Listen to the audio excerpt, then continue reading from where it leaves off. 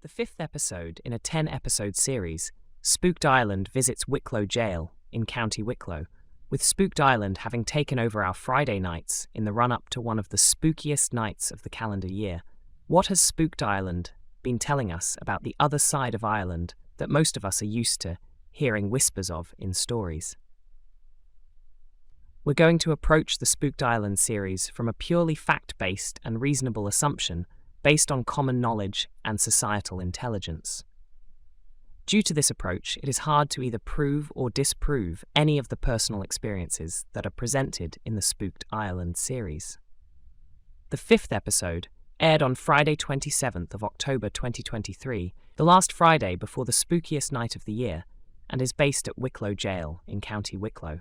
The Spooked Ireland team consists of presenter Vogue Williams, spiritual medium Chris Fleming, technology guru Ryan O'Neill, and consultant parapsychologist Dr. Evelyn Hollow.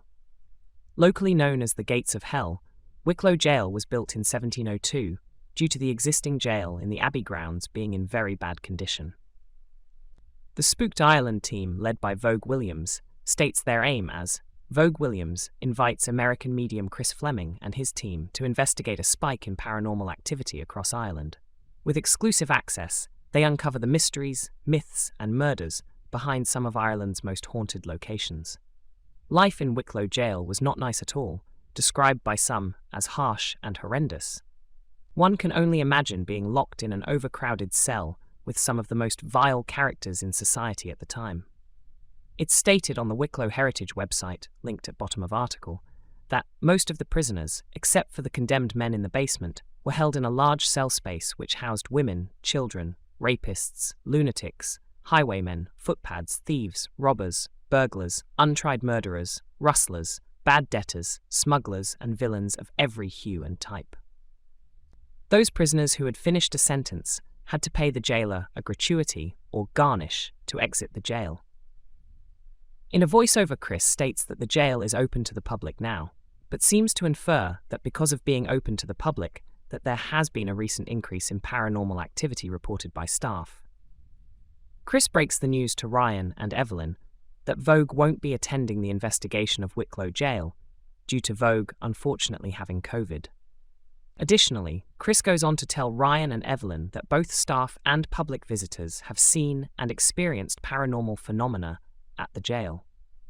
Chris, in another voiceover, goes on to set the scene of what life in a cell would have been like. Not nice at all, and he further adds that the dead were left to rot in a cell with the living for a period of time before being removed. The episode starts off with Evelyn meeting with Wicklow Gaol supervisor Colleen Taylor. Colleen goes on to give some history of the jail, stating that there would have been no heating or glass in the windows of cells, locking up children for stealing food to survive, etc. Colleen recalls an event in her first week working in the jail. She reports that she heard a woman sobbing. Colleen goes on to say she could feel it right in her heart and that it was a heart-wrenching feeling. Further pushed by Evelyn on other experiences that Colleen had in the jail, Colleen starts to recall other experiences where she reports seeing shadow figures around the jail. Colleen goes on to say that she's a very realistic person, but that it's very hard to explain away what is going on in the jail when it's so in your face. Colleen then goes on to describe what she says was one of her worst experiences to Evelyn. After COVID, the jail opened, and a caretaker told Colleen that he thought that a light that was placed with 3 mannequin men in cell 14 had gone out. Upon the caretaker going down to cell 14, he found in fact that the light had not gone out, but had been turned around, and was now facing the window of the cell. Colleen goes on to say that they fixed the way the light was facing to be in the correct location, to only find that 2 weeks later, the same light in cell 14 had been turned again facing the window of the cell. And the final experience that Colleen goes on to describe to Evelyn was one day when she approached the closed door of cell 14. Colleen proceeded to open the hatch on the door that was used by a prison guard to view into a cell. Colleen bent down a bit to see into the opened hatch, only see something rush towards the door with what Colleen describes as a smell of ammonia or an unwashed smell. Colleen states that the smell was so strong that her eyes started to water. Colleen goes on to state that odours and smells are reported throughout the jail. When pushed by Evelyn as to why Colleen thinks these smells are occurring more so around cell 14. Colleen states that when cell 14 was opened, that they could have upset somebody or something. Next, the episode jumps to Chris and Ryan in the northwest of the jail, where Chris has been told that this is where the most intense phenomena is experienced. As soon as Chris enters a doorway, he states that he feels two spirits in the area or room. Chris starts to use an SLS Connect camera device and asks whatever spirits are in the room to show themselves over by some barrels in front of himself, followed by Chris asking any spirit to stand on top of a barrel or in between some barrels. One thing to note here is the appearance on the barrel of a stickfish shape on the SLS is not in the same location or time as the initial ask from Chris. The shot with Chris and Ryan and the SLS and an on-screen show of the SLS clearly shows 3 barrels if not more, and some other square shapes that look like containers on the SLS screen, with 3 anomaly detected messages on the SLS screen. But just before Chris says, "There you are," the SLS camera close-up shows a different location in the room, or what we assume is the same room. There is only one full barrel in view, and a partial barrel to the left of the SLS screen, and then some containers also on the SLS screen. Due to the shift in either location or angle of the SLS, it's clear that there is editing at play here, which occurs in all television shows, but it does unfortunately lead to almost leading the viewer into believing the calling out to appear on top of a barrel to have occurred then and when asked of Chris. There are no timestamps, so it's impossible to say if the gaps in time are large or small, from starting calling out to appearing on a barrel when a stick figure is seen on the SLS camera. As soon as the stick figure is seen on the SLS, Chris states that he's waving, "Look at that," just before asking the spirit to raise your hand again, "Wave at us." Even though the stick figure never stopped waving, a bit of a wasted ask in our opinion of any spirit present. Then suddenly the head of the stick figure on the SLS disappears to much shock from Chris, with Chris stating, "They cut off your head," further stating, "So you were hung or they decapitated you." Chris then follows up that he believes that this is how the spirit died. Chris and Ryan then move upstairs with the SLS camera to what was previously the chapel. Ryan explains that he is placing a mel meter with a REM built in on top of one of the barrels, with Ryan correctly explaining that he is setting the meter down so he doesn't falsely set it off while holding the meter, as well as to not affect the thermometer built into the meter with body heat from his hand if he had held it. Ryan starts to call out, while Chris on a voiceover states that an SLS measures the depth of change in the magnetic field caused by a spirit. Unfortunately, this isn't the case, and unless the SLS camera is different to what is being used by Chris and Ryan, and it doesn't use a repurposed Connect device, then what Chris just stated is wildly inaccurate. As Chris watches on with the SLS camera, and Ryan stands about a foot or two away, looking over at the mel meter, calling out the changes and the temperature increases seen on the mel meter. One aspect that troubles us is that Ryan is very close to the mel meter and looking over it directly, with Chris not that much further away either. It's plausible, but not definitive in any way. But with the two with a couple of feet of the meter, body heat could affect the cold air around them, in turn affecting the mel meter's thermometer, as well as Ryan standing closely over the mel meter.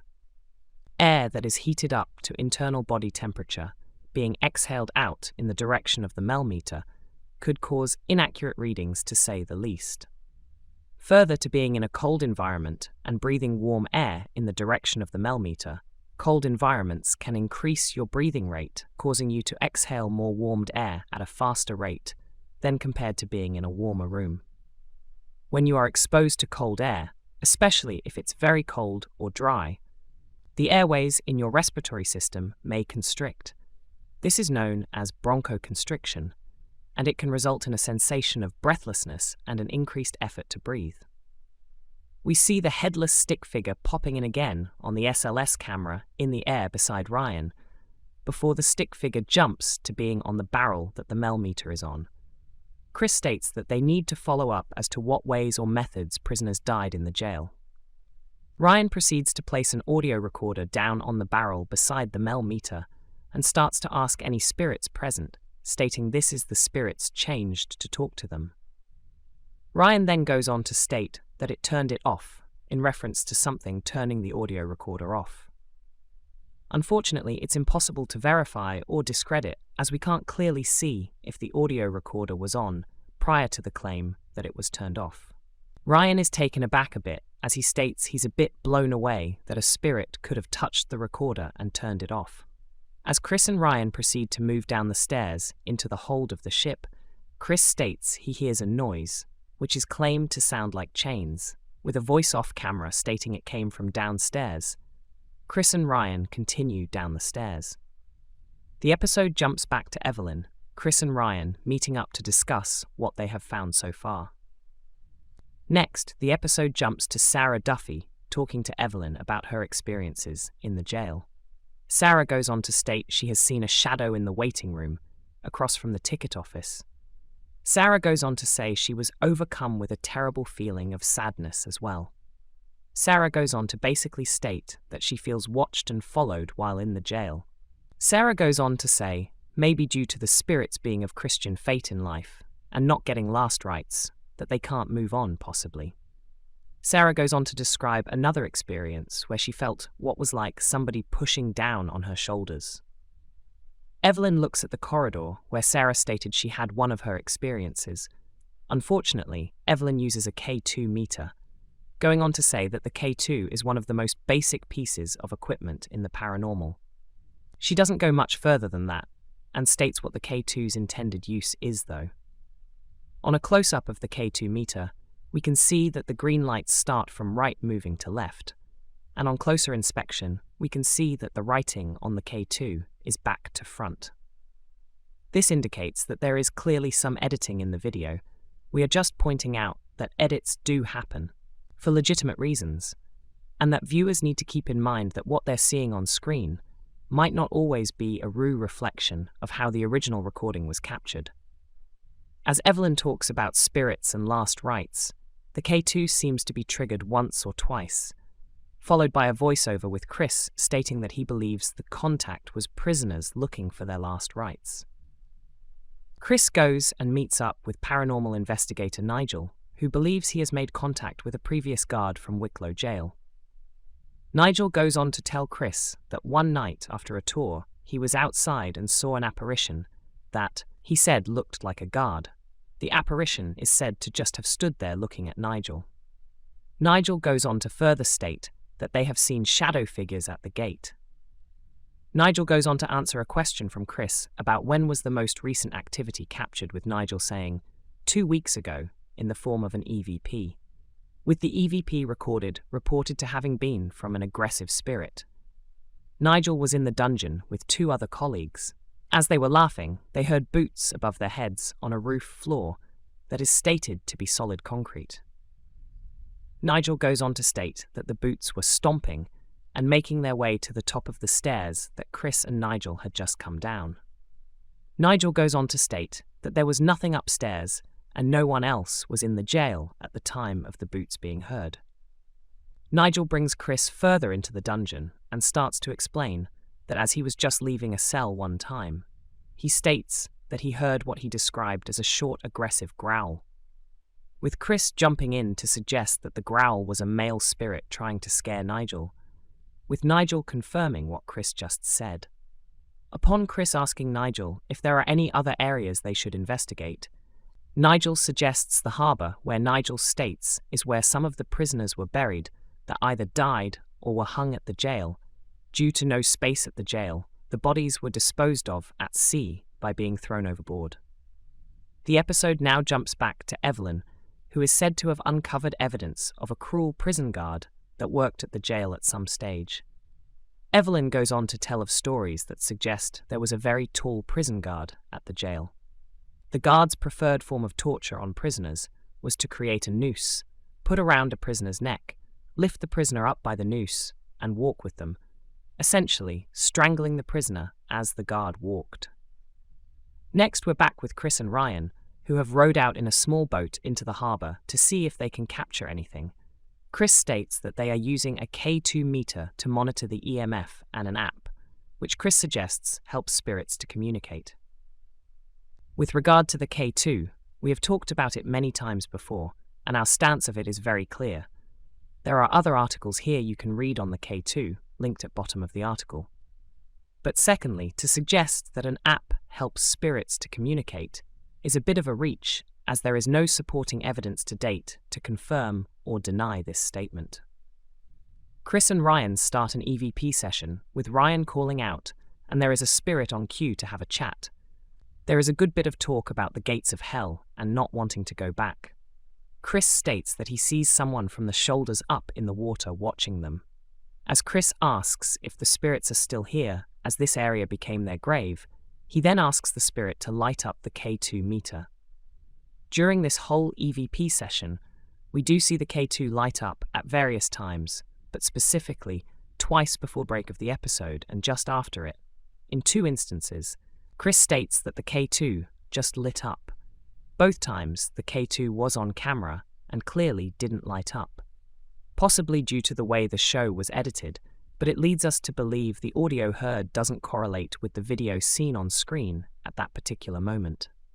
Chris and Ryan continue on with the EVP session in the harbour, asking questions and getting what they interpret are replies. Next, we see the episode move back to Chris. Ryan and Evelyn meet up to catch up with each other to decide where to focus on for their investigation. An interesting point that Ryan makes is that a swear word should not come through on an ICT device. We think this is an interesting statement and warrants further investigation.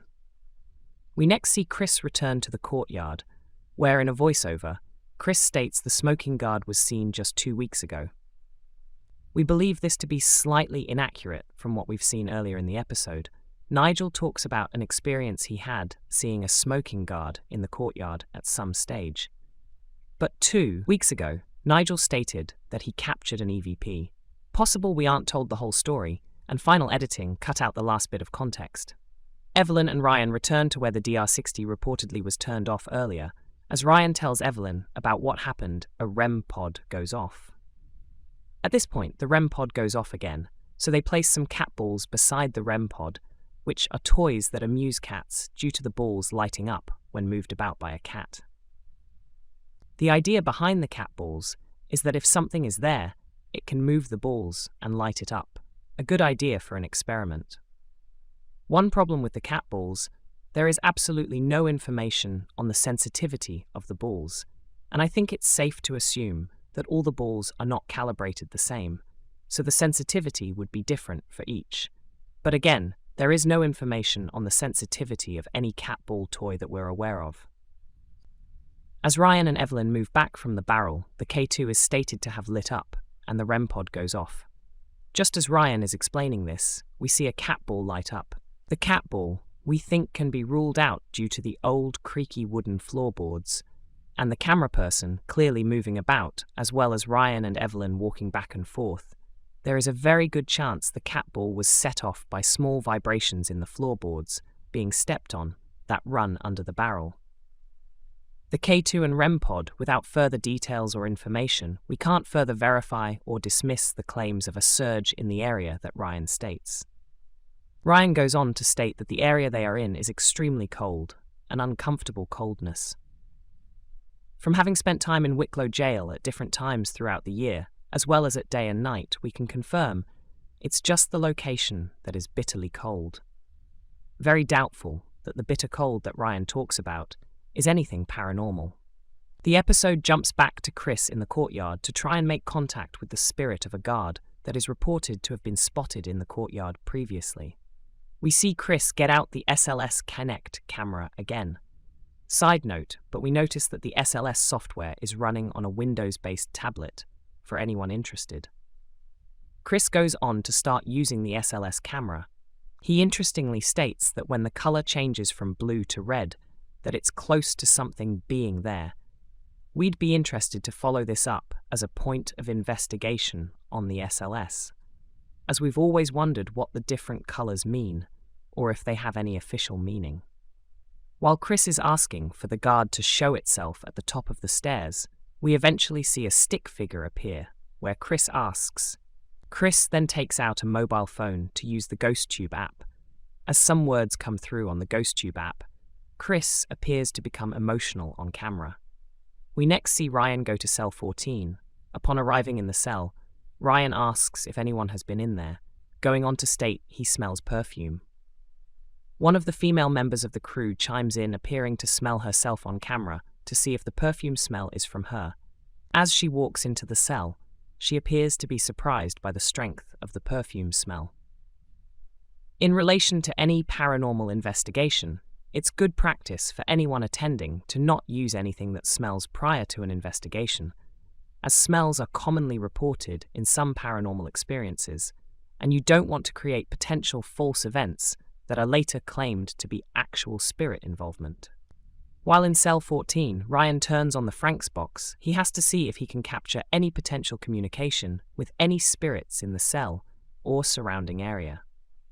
Ryan goes on to ask if these are footsteps that the spirit is trying to make Ryan hear, and for a minute or so, there are many footstep sounds. Now, it's not clear if Ryan is interpreting the sound to be footsteps or if he believes the sounds are actual footsteps. The noise heard that is assumed to be footsteps by Ryan is a common enough sound heard from radios when there is interference or a radio channel isn't tuned in accurately enough. Food for thought. Get an analog radio and play around with slightly out-of-tune radio stations. As Ryan continues on, he asks if the spirit can open the cell door. Just then, a REM pod off-camera goes off. Ryan also states that he hears a noise at the door, eventually working up to Ryan asking the spirit to knock on the door, and following these asks, Ryan claims to hear chains outside the door, and a chain-like sound can be heard on the show's audio also, which, as Ryan states, sounds like the chain noise heard earlier by Chris and Ryan in another area of the jail. Chris and Evelyn join back up with Ryan, and Ryan goes on to explain to Chris and Evelyn what he just experienced in the cell. All three of the team move down to the dungeon to try and make contact with the prison guard they believe they have been in contact with throughout the investigation. Evelyn states they can all turn off their head torches, as the area in the dungeon has been set up with red light. Evelyn goes on to explain why a red light is used, further stating that it's believed that it's easier to see potential visual paranormal phenomena, such as apparitions and movement in red light. There are also trigger objects set up, Evelyn states, one of the objects being, reportedly, original keys found in the dungeon area at some stage, which Chris believes could help bring the guard forward to them. Chris, while sitting down with the keys in his hand, claims to be shocked by the feeling of something very angry in the dungeon, with Chris stating that he's not okay after Ryan asks. Chris can be seen on camera appearing to be struggling, before he states he's just trying to hold it back. Chris further goes on to state to the other team/crew members to be careful, as he states he really wants to lunge at them right now. Chris goes on to state after the fact that he feels a tall presence towering over him that he feels wants to possess him. This is just after Evelyn states that there is an anomaly to one side of Chris, as a stick figure is seen on the SLS camera.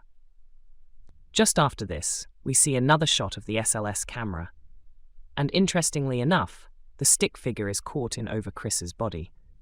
This is the first time in the series that we have seen the SLS camera capture or pick up on a living human, some might say. But that's the ghost trying to possess Chris. Let's agree to disagree and move on.